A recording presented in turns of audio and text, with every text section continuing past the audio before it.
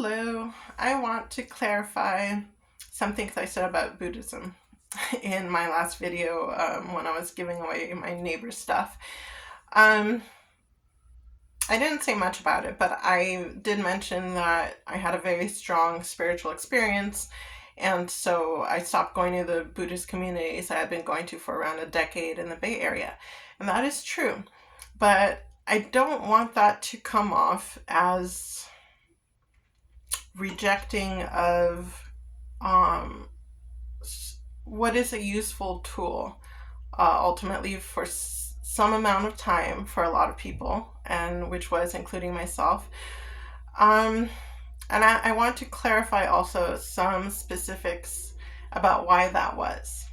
So, in the Bay Area, most of the Buddhist teachers, for whatever reason, are deep into psychology. They were practicing psychiatrists, psychologists, counselors, and that's just the influence that it comes with. And also, it's pretty hard for people to pull away from being a patriarchal society in the US, even though, feminism and all that and yada yada. So there's two parts of Buddhism that are considered two wings of a dove, and that's wisdom and compassion.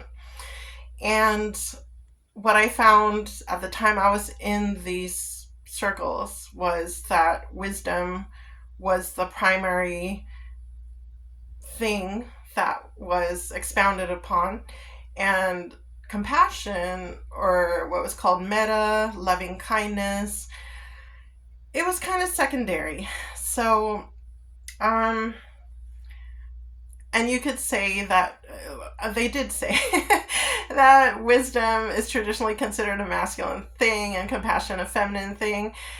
And frankly, my spiritual experience just blew those concepts out of the water and made them kind of irrelevant for me. And I'll go into that in a bit, but I did want to say that I was certified in Reiki levels 1 and 2, and Reiki was created by Usui Reiki in Japan in 1922. Sorry, Usui Reiki was created by Mikao Usui, the monk. He was a Buddhist monk, and his name was Mikao Usui. And he went on a 21-day spiritual retreat of fasting and meditation on Mount Karuma, where he experienced an awakening that allowed him to channel universal life force energy. Now, Reiki is actually used in hospitals in America, so medical settings that rational-minded people respect are using this healing energy on patients for all kinds of ailments to help make treatment more easeful for them. And, people like to debate about whether it's placebo or not. I know that it's not. But I just want to say that this was a Buddhist monk, and he was able to reach, a loving, healing, energetic source. And I actually had some interesting spiritual experiences through Reiki. The first one was after the second receiving of it in class, I went to a park and laid down on the ground, and I had this vision of like melting into the earth, like composting into the earth at this stop motion speed. And the energy was really beautiful and even pleasurable. And I mean, it sounds like death, right? Your body composts into the ground. But the energy of it was not fearful at all. Second, when we were practicing distant Reiki, we were using a surrogate object. So I had a stuffed animal that had a tail, and it was supposed to represent a human that was also taking the Reiki class with me in another room. They were seated in another room, and I had to be on this animal and just use my intuition for where I should deliver the Reiki, loving, healing, spiritual energy to. And I was constantly drawn to the tail. And my logical mind was like, what are you doing? The human doesn't have a tail. At least pick a body part that can rationally correspond to the human being in the other room so you can give them what they need, And but I listened to my intuition anyway. I was like, okay, keep giving it to the tail, keep giving it to the tail. And um we went into discussion after the session was done, and so I spoke to the person in the other room I was giving distant Reiki to, and I told her what my experience was, and she told me, oh my God, she's like, no, I felt it, and it was exactly what I needed because I've struggled with a tailbone injury for so many years of my life, and that just floored me. It's like, okay, cool. And when I went home to where I lived at the time, my roommate wasn't home, thankfully, because I was like in a like whoa space, but her cats were, and I swear to you, they just their movement, their reaction to me when I came home, it was just different. I had lived with her for like 12 years.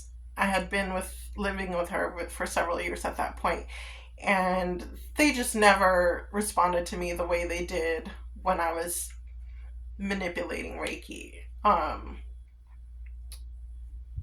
don't know. If you have cats and you know how they are, and you know that animals can sense things that sometimes humans can't, um, take of that what you will. The third experience that I had was I had a friend who unfortunately was subjected to financial elder abuse, which is more common than most people realize. People taking advantage of elderly people who have money. She had founded a meditation center and funded it for many years.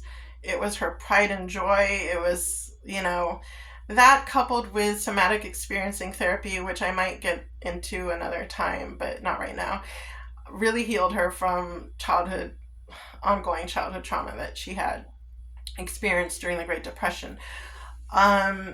So this was her pet project. It was her love, her life. So these two people that she hired to be her caregivers, and she did have a mini stroke at some point. Anyway, they somehow managed to take over her life, and eventually they got power of attorney over her. They filed a restraining order against all her friends from the center that she had founded herself. And one of my friends managed to get into her apartment during this time and took video footage asking her if she wanted us to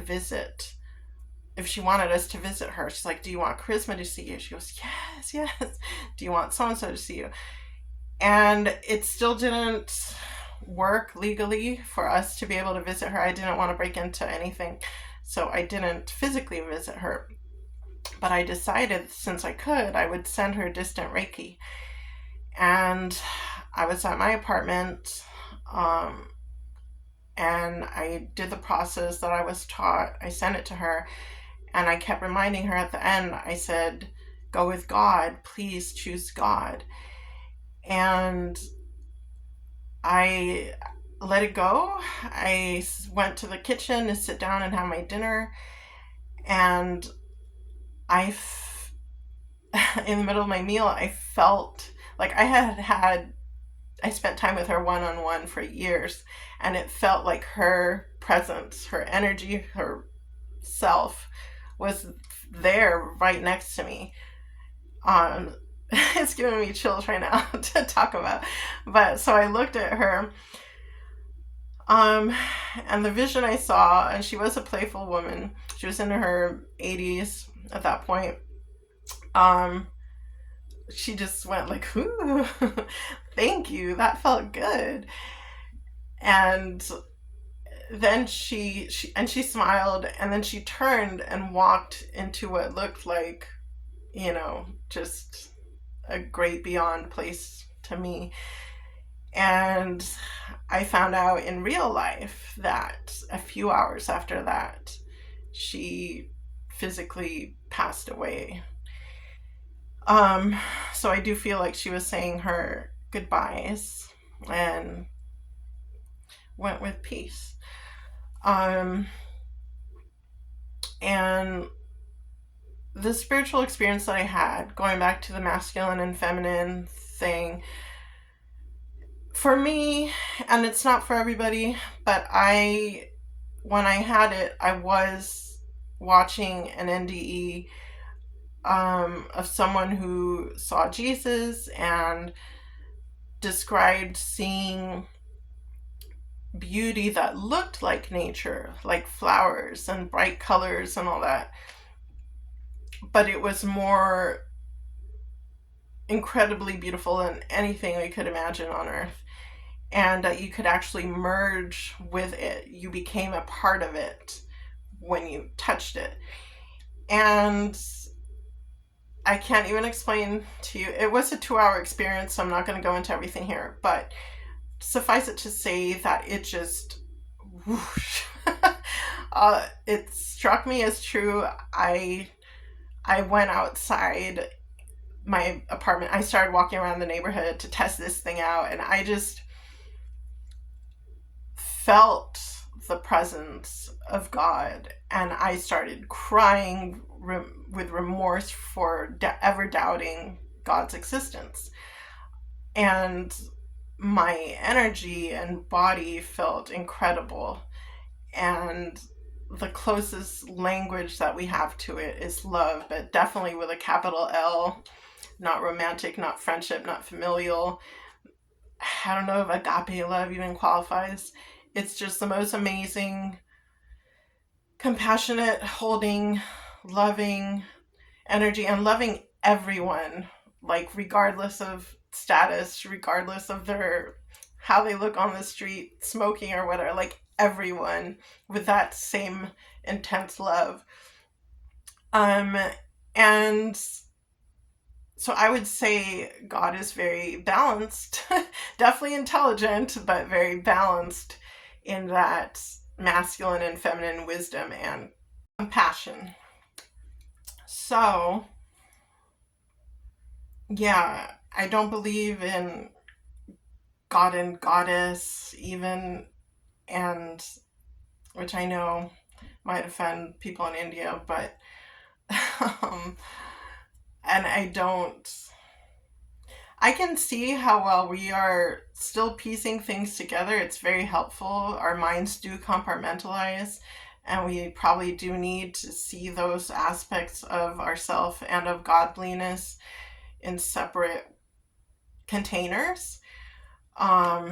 It's just that I'm not there anymore. I felt the fusion, and that's what I want to connect with now, that fusion.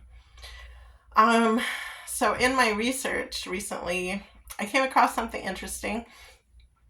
I had never known anything about the Quakers, but apparently they are a Christian-rooted religion. However, unlike the insanity that's going on in America right now, they have the belief that God's presence lives inside every single person, giving everyone equal access to the divine.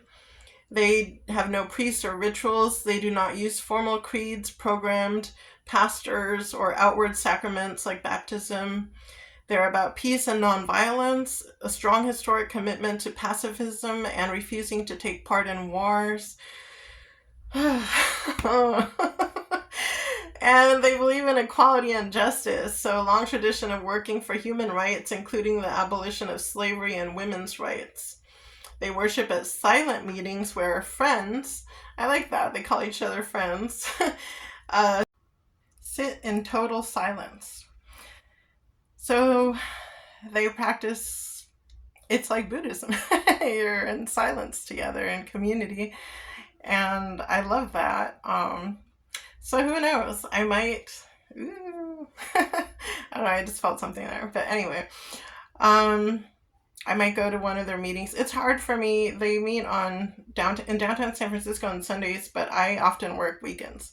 I might be able to go at the end of the month and see if the what I read about them congeals with the experience. But anyway, that's where I'm at, and I just wanted to clarify those things.